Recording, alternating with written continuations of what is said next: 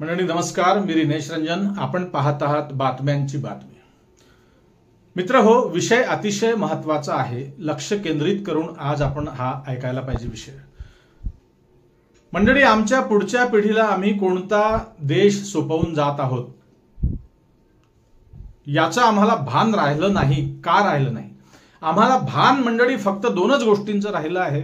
एक म्हणजे दररोज आम्ही राहतो त्या घराचा, फिरतो त्या गाडीचा, जगतो त्या औषधांचा, चालतो त्या कपड्यांचा आणि शिकतो त्या शिक्षणाचा, खातो त्या अन्नाचा आणि पितो त्या पाण्याचा फक्त टॅक्स भरण्याचा आम्हाला भान राहिला आहे. आणि दुसरं म्हणजे आणखी एक भान आहे, ते म्हणजे निरंतर दर 5 वर्षाने मतदान करण्याचं. नव्हे तर मत विकण्याचं देखील, म्हणजे विकणारे देखील आपल्यामध्ये असंख्य महाभाग आहेत. मत विकणारे, वोट विकणारे. परंतु याचा मोबदला म्हणून सरकारने आमच्यासाठी नेमकं काय करायला पाहिजे याचं भान मात्र आपल्याला अजिबातही राहिलेलं नाही. आपण निर्जीव झालो आहोत. निर्जीव. आपण माणसं राहिलोच नाही. आपण दगड धोंडे झालो आहोत. आपण आता माणसं राहिलो नाही. आणि म्हणूनच शाहीर संभाजी भगत काय म्हणतात, तुम्ही ऐकलं असेल, नसेल ऐकलं तर ऐका. काय म्हणतात बघा.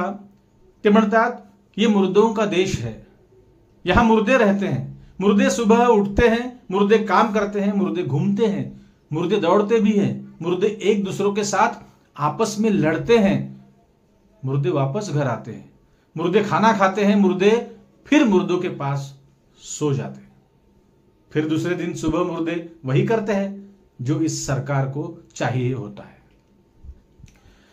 मंडळी, संभाजी भगतांचे हे शब्द मला आज आठवले तंतोतंत. मंडळी, आज हा व्हिडिओ शेवटपर्यंत बघा. अजूनही वेळ गेलेली नाही. वेळ गेलेली नाही. तुमच्या मुलाबाळांच्या अंधार भविष्याला उजागर करणारा आज हा विषय आहे. हा देश कुठे जातो आहे? इथली व्यवस्था कुणाच्या मालकीची झाली आहे? लोकांनी मूलभूत गरजांसाठी संविधानिक मार्गाने सुद्धा आंदोलन करू नये, मोर्चे काढू नये, उपोषण करू नयेत, प्रश्नच विचारू नये. आणि लोकांच्या वतीने प्रश्न करण्यासाठी मग पत्रकार जर गेले तर त्यांचं तोंड सुद्धा बंद करण्याची मोहीम या सरकारने काढली आहे, सुरू केली आहे. परवा उत्तर काशीमधील राजीव प्रताप नावाच्या एका पत्रकाराचा मृतदेह सापडला. दाभोळकर, पानसरे आपल्याला ठाऊक आहे, महाराष्ट्रातली मंडळी. दाभोळकर, पानसरे, गौरी लंकेश सारख्या लोकांना कायमचं संपवलं आहे. कुणी संपवलं अजूनही पता लागला नाही. एका सरकारी दवाखान्याचं विदारक चित्र पत्रकार राजीव प्रताप याने जनतेसमोर मांडलं. तो व्हिडिओ व्हायरल झाला आणि त्यानंतर थेट त्याचा मृतदेहच 10 दिवसांनी दिसला.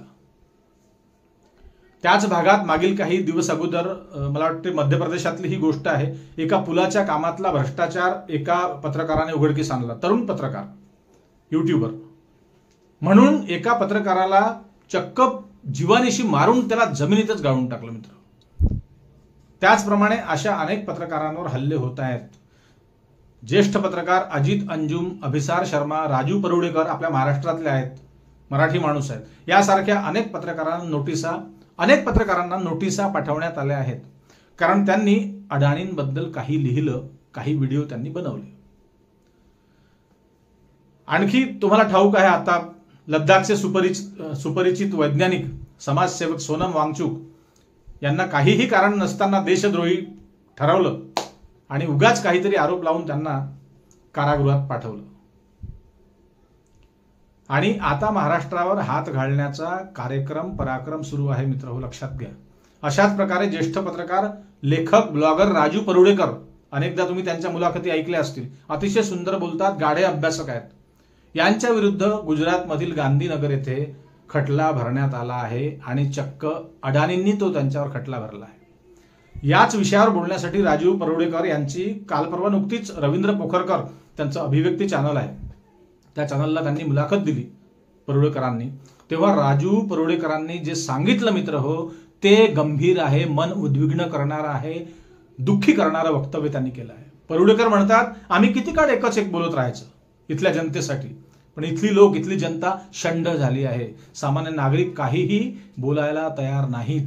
आम्ही काही ठेका घेतला आहे का लोकांचा? सोनम वांगचुकच्या अटकेचा विरोध करायचा सोडून लोक भारत पाकिस्तान मॅच बघण्यात व्यस्त आहेत. लोकांना काहीही घेणं देणं उरलं नाही. मी आजपासून यानंतर यापुढे बोलणं बंद करणार आहे, असं परुळेकर म्हणाले. मंडळी, हे किती गंभीर आहे. जनतेच्या बाजूने, जनतेच्या वतीने बोलणारे फार नगण्य पत्रकार भारतात शिल्लक आहे, ते लक्षात घ्या. या पत्रकारांनी देखील बोलणं बंद जर केलं तर तुमचं आमचं काय होईल? तुमच्या मागे कोणी धावणार नाही, लक्षात घ्या. उद्याच्याला आमच्यासारखे युट्यूबर्सवर देखील गंडांतर येऊ शकते, हे देखील लक्षात घ्या. त्यामुळे या देशातली जनता, या देशातली तरुणाई, या देशातले युवक, विद्यार्थी कुठपर्यंत शांत बसणार आहेत, हा सवाल आहे. तुम्हाला जातीच्या नावावर एक दुसऱ्यांमध्ये भिडवलं जातं. धर्माच्या नावाचा जप करण्यात तुम्हाला व्यस्त ठेवण्याचं षडयंत्र हल्ली आपल्या देशात सुरू आहे. मंडळी, एक लक्षात घ्या, शेवटी हे पत्रकार देखील माणसं आहेत, हे विसरून चालणार नाही.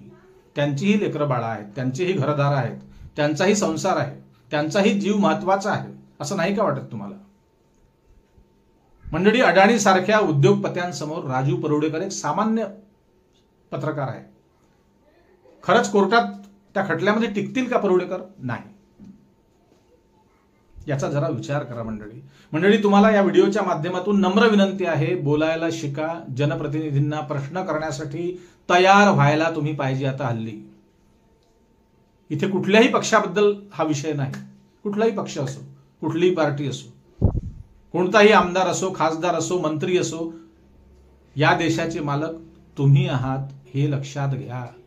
लोकशाही अशा प्रकारे मरणाच्या दारात जर का असेल तर ती लोकशाही जिवंत ठेवणं तुमचं आमचं सर्वांचं कर्तव्य आहे, हे लक्षात घ्या.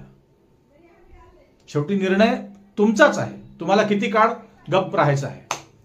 पण धोक्याची घंटा आता वाजली आहे, एवढं मात्र मी तुम्हाला ठामपणे सांगतो, ते ध्यानात ठेवा. तुम्ही जर शांत बसलात तर लोकशाहीचं या देशात वाटोळं होईल, हे लक्षात घ्या.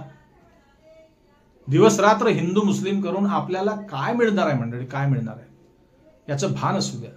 शेवटी बघा, द्वेषाच्या भावनेतून कोणताही देश कधीही उभा राहत नसतो, एवढं मात्र निश्चित आहे. असो, तुर्तास थांबतो मंडळी. आपल्याला नेमकं काय वाटतं, आपण कसं पाहता या विषयाकडे, आपल्या मनात नेमकं काय सुरू आहे ते कमेंटमध्ये व्यक्त होऊन नक्कीच सांगा. आर्टिकल 19 तुमच्यासाठी हा अधिकार आहे. आपल्या चॅनलवर नवीन असाल तर सबस्क्राईब करा. जास्तीत जास्त लोकांपर्यंत हा व्हिडिओ शेअर करा. आपल्या आप्तेष्टांना, मित्रांना, सहकाऱ्यांना, आपल्या परिचितांना हा व्हिडिओ व्हायरल करायला सांगा. पुन्हा भेटू नेहमीप्रमाणे नवीन विषयावर बोलण्यासाठी, नव्या दिवशी नव्या दमानं. तोपर्यंत मित्र हो, नमस्कार. जय हिंद, जय महाराष्ट्र.